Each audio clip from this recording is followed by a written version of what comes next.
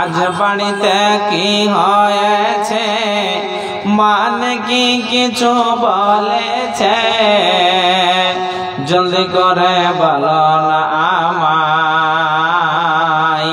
শাহনাজ দেরিয়ার কেন দেখি মন খারাপ তোমার, মিষ্টি বউ আমার কেন দেখি মন খারাপ তোমার।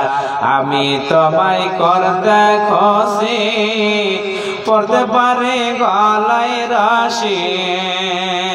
আমি তোমায় করতে খুশি, পড়তে পারি গলায় রশি। আস্তানা থাকিলে টেরাই করে দেখো না একবার, কেন দেখি মন খারাপ তোমার, মিষ্টি বউ আমার কেন দেখি মন খারাপ তোমার। বিবি তখন কি বলছেন শুনুন।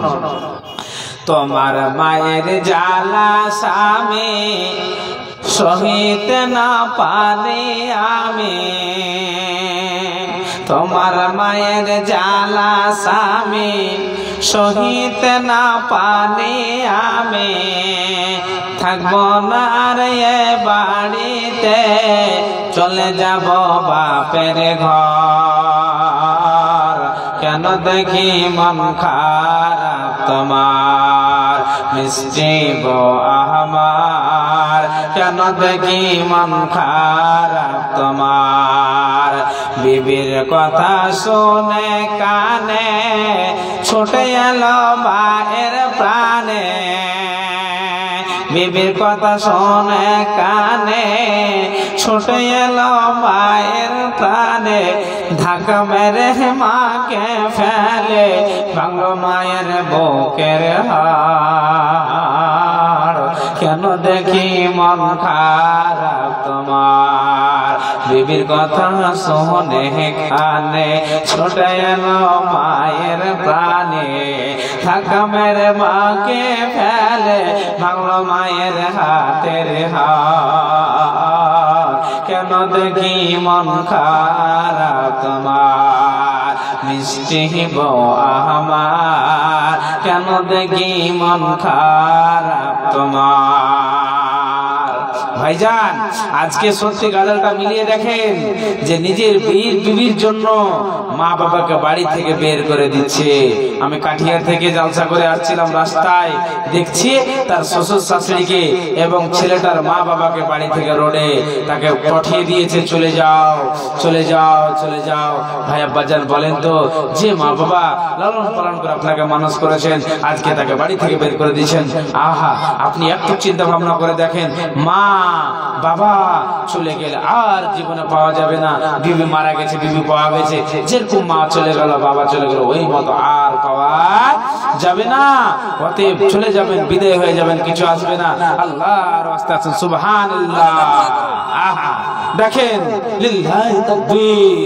ভাই আমার নেক দেখেন, নেকবর সাহেব আল্লাহর প্যারা বান্দিরাদের হাতে দুটা আংটি, বলেছিলাম গাজাল বলতে বলতে ইনশাআল্লাহ পাবো। আল্লাহর প্যারা বান্দিরা এই এতিমখানাকে ভাই নেকবর হাতে দান করেছে। ভাই অনেক টেনশন আছে মানিরুল ভাই, কি করে মাদ্রাসা চালাবো, একটুখানি একটু বলিয়েন ইনশাআল্লাহ, যেন এলাকার লোক গ্রামের লোক আমার মাদ্রাসাটাকে সাপোর্ট করে। আর এতিম বাচ্চাটাকে ইনশাআল্লাহ আমি দেখাতে পারবো আমার কাছে প্রুফ আছে, আমার কাছে কার্ড আছে। গরিব ছেলে এই যে বসে আছে, আরো মাদ্রাসা আছে, আমাকে সমস্ত ফটো পাঠায় দেখতে পাই, বহু কষ্ট করে ভাইরা এই মাহাদ্দা এই এতিমখানাকে চালাচ্ছে। সবাই সাহায্য করুন, আমিও ইনশাআল্লাহ দোয়া করব না জন্য, আপনারা করবেন। এটাই হচ্ছে আখিরাতে আপনার জমা হবে। দেখেন মা বোনেরা দিয়ে দিয়েছে, তাদের সম্পর্কে আরেকটা গাজাল তুলে ধরবে ইনশাআল্লাহ। সুবহানাল্লাহ। হে আল্লাহ, আল্লাহ তোমার প্যারা বান্দিরা কত ভালো। আল্লাহ বলেছিলাম গাজাল বলতে বলতে কেউ কি হারামকে দেবে না। আল্লাহ তোমার দুইজন প্যারা বান্দি দুইটা গলার হার করে আজকে এতিমখানাতে দান করে গেল। হে আল্লাহ দুটো আংটি দান করে গেল। হে মাওলা তুমি দানকে করো, হে কবুল। ওগো বাড়ি দোয়া করে নিকটে তোমার, ক্ষমা করে দাগো পর্ব পাক পরওয়ার। আমি হলাম মনিরুল তোর গুনাহগার বান্দা, দোয়া দেব কত।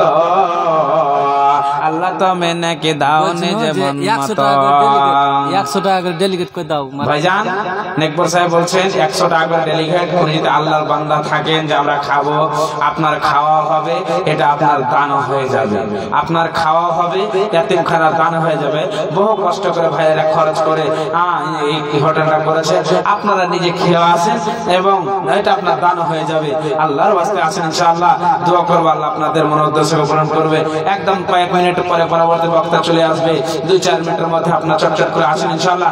একটা গাজাল শোনাচ্ছি মা বোনদের উদ্দেশ্যে এবং আপনাদের উদ্দেশ্যে শুনুন আমি কি বলছি।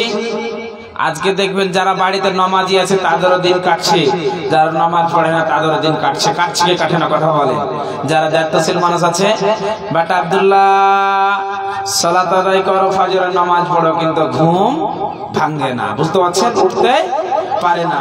শিক্ষিত মহিলা মেয়ে যারা আছে, ফাতেমা উঠো, বেটির ঘুম ভাঙে না কেন জানে না, মেয়ের বিয়ে দেয়নি, বিয়ে হয়নি, ফোনে কথা বলছে, চোপরাত কেটে গেছে, বাবা মাকে খবর নাই।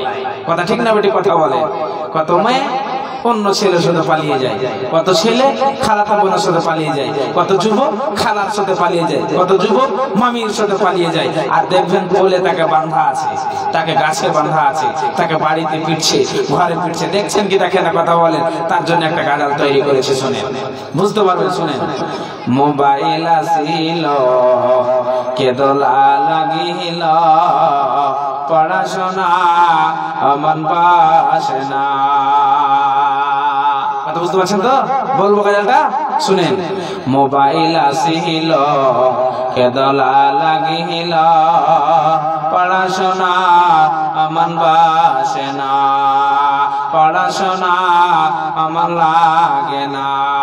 পেটে ভাত নাহি যাক, পরম কাপড় নাহি থাক, পেটে ভাত নাহি যাক, পরম কাপড় নাহি থাক, মোবাইল ছাড়া দিন চলে না। মোবাইল আসিল কেদলা লাগিল, পড়াশোনা মন বাসে না, হায়রে পড়াশোনা মন লাগে না। রাত 12টার পরে নার্গিস যখন ফোন করে, রাত 12টার পরে লালি যখন ফোন করে, দু চোখেতে ঘুম আসে না। রাত জাগিয়া ফোনে চাট করিয়া, আরে রাত জাগিয়া ফোনে চাট করিয়া, ফজরের নামাজে ঘুম ভাঙে না, ফজরের নামাজে ঘুম ভাঙে না। মোবাইল আসিল কেদলা লাগিল, পড়াশোনা আমার লাগে না, হ্যাঁ পড়াশোনা আমার বাসে না। মোবাইলের জ্বালায় প্রেম প্রীতের ঠেলায়, আর মোবাইলের জ্বালায় প্রেম প্রীতের ঠেলায়, আর পার্কে যাওয়া লাগে না। বিছানায় সহিয়া কানে ইয়ারফোন লাগাইয়া, বিছানায় সহিয়া কানে ইয়ারফোন লাগাইয়া, শোনায় আমায় বলে থেকো না, বন্ধু আমায় বলে থেকো না। মোবাইল আসিল কেদলা লাগিল, পড়াশোনা অমন বাসে না, হায়রে পড়াশোনা অমন লাগে না।